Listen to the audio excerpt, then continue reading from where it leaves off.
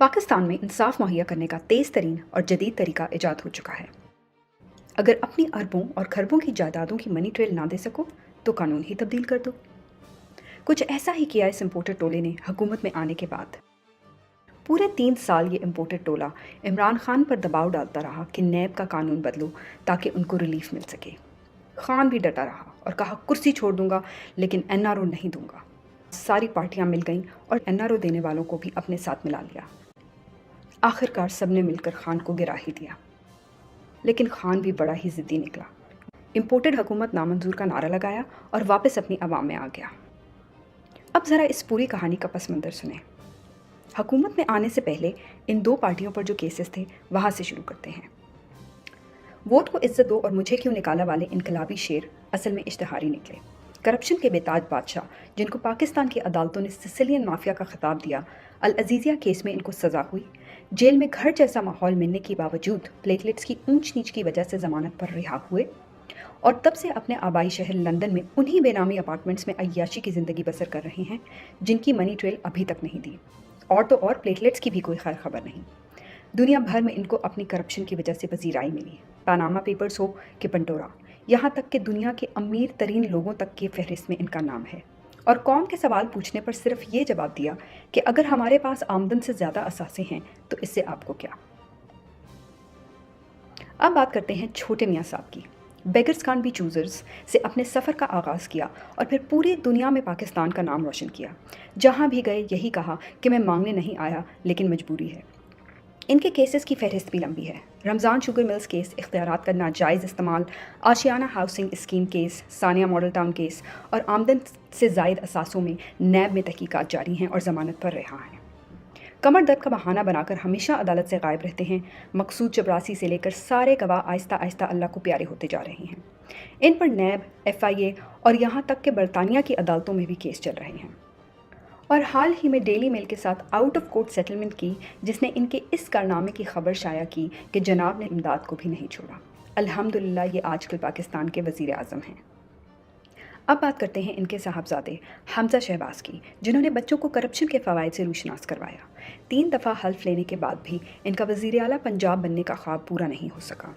अपने वालिद की तरह इनके कारनामों की फहरिस्त भी लंबी है। हुकूमत में आने से पहले इन पर आमदन से ज़ायद असासों और रमज़ान शुगर मिल्स के केस में तहकीकात जारी थी। नवाज शरीफ के बच्चे भी उनसे कम नहीं। मरियम नवाज़ जो कहती थी कि मेरी लंदन में तो क्या पाकिस्तान में भी कोई प्रॉपर्टी नहीं, इनको एवनफील्ड रेफरेंस में सज़ा हुई और वालिद की बीमारी की वजह से ज़मानत पर रिहा हुई। आजकल उन्हीं अपार्टमेंट में शान से रह रही हैं जिनकी मनी ट्रेल अभी तक नहीं दी। अल्हम्दुलिल्लाह ये अपार्टमेंट्स हमारे हैं कहने वाले हुसैन नवाज़ अल अजीज़िया और फ्लैगशिप रेफरेंस में अदालत को मतलूब हैं और अदालत इन्हें इश्तिहारी करार दे चुकी है। जबकि हसन नवाज़ जो कहते हैं कि मैं पाकिस्तान का शहरी ही नहीं हूँ, अल अजीज़िया और फ्लैगशिप रेफरेंस में अदालत को मतलूब हैं और अदालत इन्हें भी इश्तिहारी करार दे चुकी है। कमाल है ये सब पाकिस्तान के शहरी नहीं लेकिन पाकिस्तान के ख़जाने को अपना ज़ाती ख़जाना समझते हैं। मियाँ साहब के दामाद कैप्टन सफ्तर को भी एवनफील्ड रेफरेंस में सज़ा हुई और आजकल ज़मानत पर रिहा हैं। और सलमान शहबाज जो दूसरों के हाथ काटने के मशवरे देते हैं, उनके अपने हाथ कोनी कोनी करप्शन में डूबे हुए हैं। किकबैक स्पेशलिस्ट के नाम से मशहूर सलमान शहबाज पर भी आमदन से ज़ायद असासों का केस चला और जब से केस शुरू हुआ तब से बैरूनी मुल्क मुकीम थे और हाल ही में पूरे सरकारी प्रोटोकॉल के साथ पाकिस्तान वापस आए और मुल्क के वज़ीर आज़म ने इनका ऐसे इस्तकबाल किया जैसे कश्मीर फ़तह करके आए हों। ख्वाजा आसफ जो दूसरों को शर्म और हया सिखाते हैं और कहते हैं कि हम अमेरिका के वेंटिलेटर पर हैं, इन पर भी नंदीपुर मंसूबे में मुबैना करप्शन और अकामा रखने का इल्ज़ाम है। हुकूमत में आने से पहले इन पर भी नैब में तहकीकात जारी थी।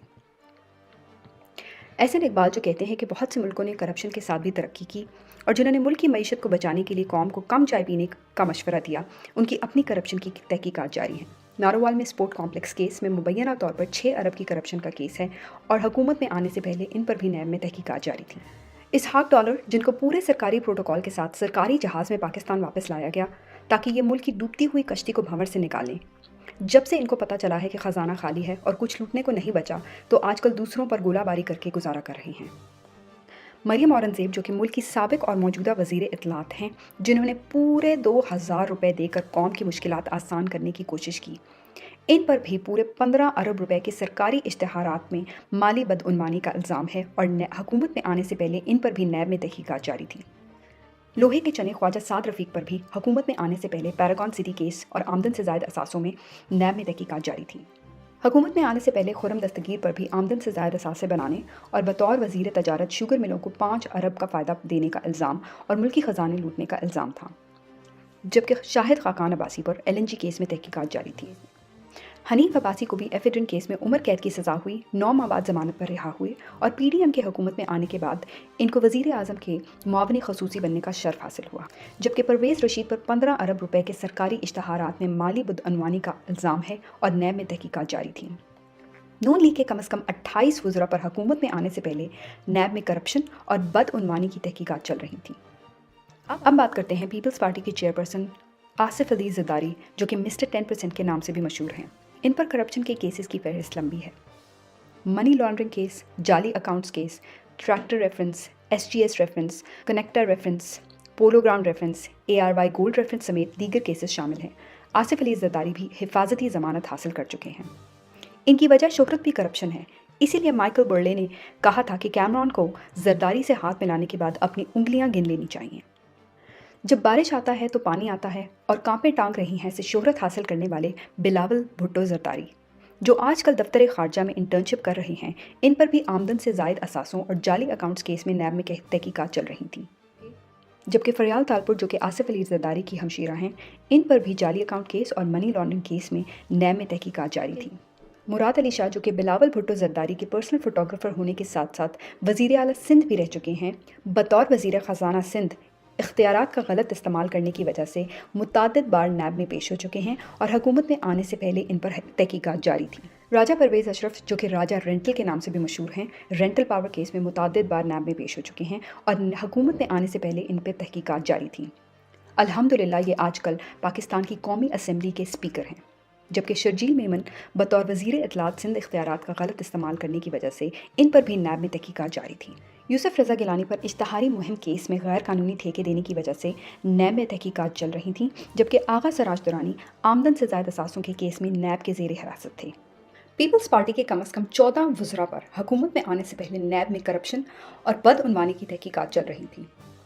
हुकूमत में आने के बाद ऐसा क्या हुआ कि ये सब के सब सुरखुर हो गए? सादिक और अमीन डिक्लेयर होने का ये नया तरीका कहलाता है नैब तरमीम 2022। नैब तरमीमी बिल जुलाई 2022 में कौमी असेंबली में पेश हुआ और मंजूर हो गया। इन नैब तरमीम के मुताबिक 50 करोड़ से कम मालियत की करप्शन और बदअनवानी को जुर्म नहीं समझा जाएगा और ना ही इसकी तहकीकात हो सकेंगी। इन तरमीम का मकसद सिर्फ और सिर्फ करप्ट एलीट को तहफ़्फ़ुज़ देना था। इन नैब तरमीम के बाद पीपल्स पार्टी और नून लीग को 50 से ज़ायद करप्शन केसेस में बड़ा रिलीफ मिल गया। ये तरामीम इस इम्पोर्टेड टोले ने इमरान खान को भी तजवीज़ की थी, जब इमरान खान की हुकूमत ने इनको फैटफ में साथ देने का कहा, लेकिन इन सब ने इमरान खान को ब्लैकमेल किया कि बेशक मुल्क ब्लैकलिस्ट हो जाए, जब तक ये तरामीम नहीं होंगी वो साथ नहीं देंगे। इमरान खान ने इनकार किया, क्योंकि इन तरामीम का मतलब है बड़े चोर को चोरी करने की इजाज़त दे दी जाए और कोई पूछने वाला ना हो। ये तरामीम करप्शन के खिलाफ अक़वाम मुत्तहिदा की फ़ाइनेंशियल एक्शन टास्क फोर्स की शिकों के भी मुनाफी हैं। इन नैब तरमीम के बाद मनी लॉन्ड्रिंग और ज़राए से ज़ायद असासों के तमाम मुल्ज़मान को तहफ़्फ़ुज़ मिल गया। सेक्शन 14 में तब्दीली से मुल्ज़िम के असासों की मनी ट्रेल देने की जिम्मेदारी ख़त्म कर दी गई, यानी नवाज शरीफ के ख़िलाफ़ मुकदमात ख़त्म हो जाएंगे। सेक्शन 5E में तब्दीलियों से बेनामीदार की तारीफ़ बदल दी गई, यानी करप्ट अफराद अब अपने बीवी बच्चों और करीबी रिश्तेदारों के नाम पर जायदादें बना सकते हैं, जबकि सेक्शन 5U में तब्दीली से सरकारी ओहदेदारों के साथ मिलकर करप्शन करने वाले आम शहरियों का नाम मुकदमात से खारिज कर दिया गया, यानी मकसूद चपड़ासी जैसे करप्ट लोगों के फ्रंट मैनों और एजेंट्स को तहफ़्फ़ुज़ मिला और उनकी हौसला अफजाई हुई। सेक्शन 23 में तब्दीली से चेयरमैन किसी भी जगह को पुलिस स्टेशन या जेल डिक्लेयर नहीं कर सकता, यानी गवाहों की हिफाजत ख़त्म कर दी गई। इस तरह इम्पोर्टेड हुकूमत ने नैब कानून में तरमीम करके एहतसाब का अमल ही ख़त्म कर दिया।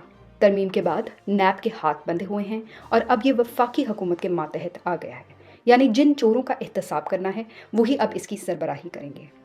रिजीम चेंज ऑपरेशन अवाम को रिलीफ देने के लिए नहीं, बल्कि चोरों को NRO देने के लिए किया गया था। अब कोई भी वाइट कॉलर क्राइम के लिए जवाबदेह नहीं होगा। नैब के ज़ेरे तफ्तीश 1200 अरब रुपए में से 1100 अरब रुपए अब नैब के दायरा इख्तियार से ही बाहर होंगे। तारीख उन तमाम लोगों को ना भूलेगी और ना ही माफ़ करेगी जो पाकिस्तान के ख़िलाफ़ इस साजिश का हिस्सा बनी और जिन्होंने इन चोरों को हमारे मुल्क पर मुसल्लत किया।